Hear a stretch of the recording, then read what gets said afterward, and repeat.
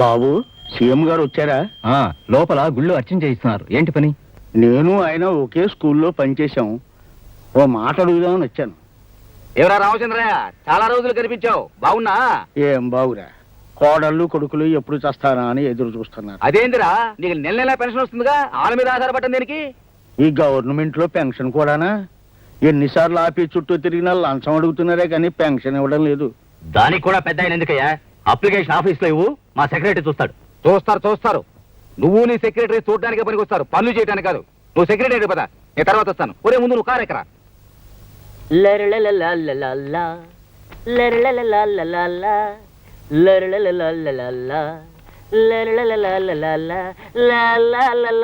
నమస్కారం బాబు, నేను రామచంద్రయ్యని. అవునయ్యా, మొళ్ళపూడి రామచంద్రయ్యవి. పెన్షన్ కోసం వచ్చావు. నీ ఫైలు పైనుంచి రావాలి అని ఎన్నిసార్లు చెప్పాలయ్యా?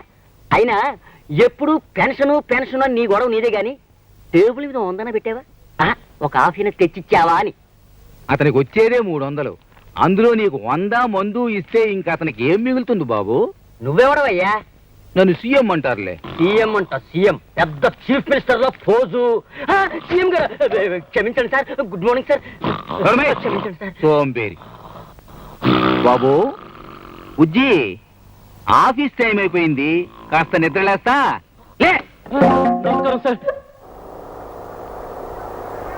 రత్నం బాబు సార్, వాడు కాఫీకి వెళ్ళాడు సార్. పిఠాపురం పెద్దిరెడ్డి. వాడు ఇప్పుడు బాత్రూమ్కి చెప్పుతో కొడతా. ఆఫీసులో ఉంది ఇద్దరు, అటెండెన్స్ అంతా వచ్చినట్టు రాస్తారా? ఇంకోసారి ఇలా జరిగిందంటే తోలు తీసేస్తా.